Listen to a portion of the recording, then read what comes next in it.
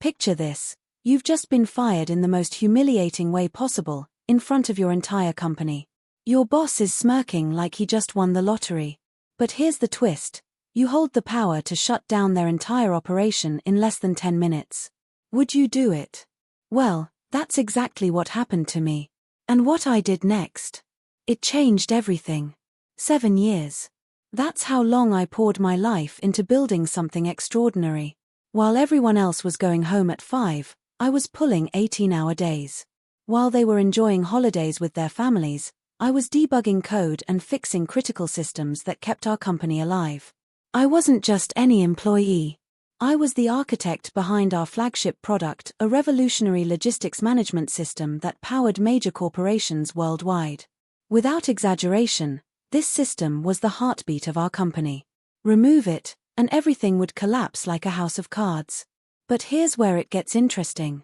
My CEO, let's call him Richard, had other plans. After 7 years of dedication, after building the very foundation his empire stood on, he decided I was expendable. Not just expendable, erasable. The signs started showing up 6 months earlier. Suddenly, I wasn't invited to financial meetings anymore. Conversations would stop the moment I walked into a room. My access to important documents mysteriously disappeared. Classic corporate behavior when they're planning to push someone out. But the real kicker. I found the paperwork. A contract offering my position to some fresh college graduate who'd work for half my salary. They weren't just replacing me, they were trying to rewrite history, removing my name from patents, press releases, and documentation. 7 years of my life, vanishing like I never existed. Now, here's where most people would panic, update their resume, and start job hunting. But I'm not most people. When I saw what was coming, I did something different. I prepared. You see, the system I built wasn't just complex, it was beautifully designed with multiple layers of security. And buried deep within its architecture was something special. A fail-safe protocol that would activate if certain conditions were met. Specifically, if my access credentials were ever revoked without proper authorization. Think of it as a digital immune system. If the system detected a hostile takeover, meaning someone trying to remove its creator, it would automatically shut down to protect itself. Not destroy anything, mind you. Just go to sleep. So there I was, standing in that conference room, surrounded by executives, department heads, and junior staff. Richard slides this severance envelope across the table like it's some kind of prize and tells me I'm terminated. Effective immediately. The room went silent. Some people looked uncomfortable, others seemed excited to witness the drama. But I was calm. Eerily calm. I stood up, unclipped my badge, and placed it gently on the table. Then I leaned forward just enough for everyone to hear and said something that changed everything. I suggest you explain to the investors why our entire system goes offline in exactly 9 minutes. The transformation was instant. Richard's smug expression vanished. Someone frantically opened their laptop. Another person bolted for the door. The panic spread like wildfire because they all knew what that system meant to the company. What did you do? Richard stammered, his confidence evaporating. I didn't answer. Instead, I picked up my cardboard box of belongings and walked toward the door. As I reached the exit, I glanced back to see engineers sprinting toward the server room and Richard desperately calling anyone who might be able to fix what was about to happen. 8 minutes now, I said softly, then stepped into the hallway. I drove home slowly, even stopped for coffee.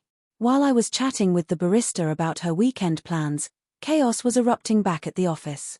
Right on schedule, our entire production network went dark. Global clients offline. Shipment trackers dead. Warehouse integrations crashed. Our company, worth hundreds of millions, had just become an expensive paperweight. My phone started buzzing with missed calls. Dozens of them. Unknown numbers, desperate text messages, voicemails that I'm sure contained language that would make a sailor blush.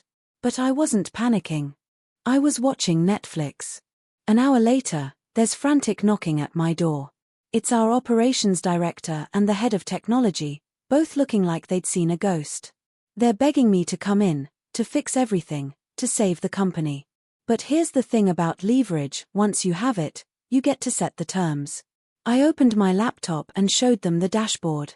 Red alerts everywhere. Critical failures across every system. The company was hemorrhaging money by the minute, and every second that passed brought them closer to complete collapse. "You can bring it back online, right?" they asked desperately. I smiled. "That depends on how much you're willing to pay to buy back what you tried to steal." They thought I was bluffing. They thought this was just some employee having a tantrum. But when Richard finally showed up at my door, sweating and disheveled, reality hit him like a freight train. The man who had fired me hours earlier was now begging me to save his company. The same company I had built. The same company that wouldn't exist without me. So I made him an offer he couldn't refuse. Not just my job back, that was small thinking. I wanted 50% ownership of all the patents I had created.